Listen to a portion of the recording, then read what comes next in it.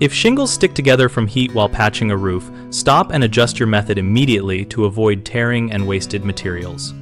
Hot shingles become soft and overly adhesive, so first step is to gently separate stuck tabs with your fingers, using slow, patient motions along the natural seam rather than prying with a tool that can tear the shingle laminate.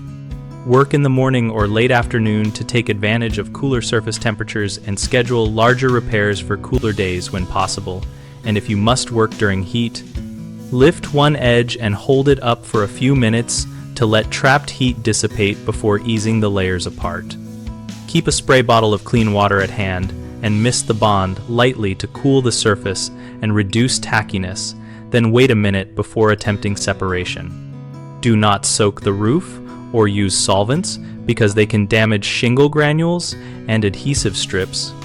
When replacing or reusing a shingle, warm it just enough to make it pliable by holding it in the shade briefly rather than heating it, and use new roofing cement sparingly under edges to secure tabs without creating a heat-activated bond that will fuse in hot conditions.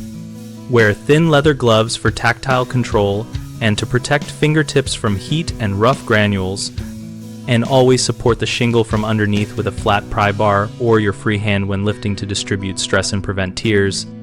Finally, keep spare shingles and a few short lengths of roofing cement on hand so you can discard any pieces that show deformation or separation rather than forcing them back into place and risking leaks.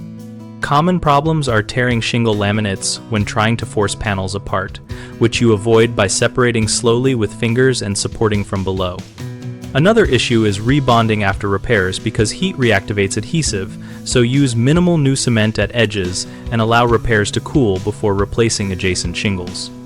A third concern is working at midday and causing premature aging or burns to materials and skin, which you mitigate by scheduling work for cooler hours, using shade cloth and misting, and wearing proper protective gear.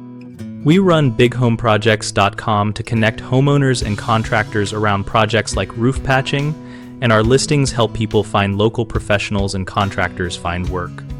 We also host a discussion community where we share tips and real-world experiences so we can learn from each other and improve repair outcomes.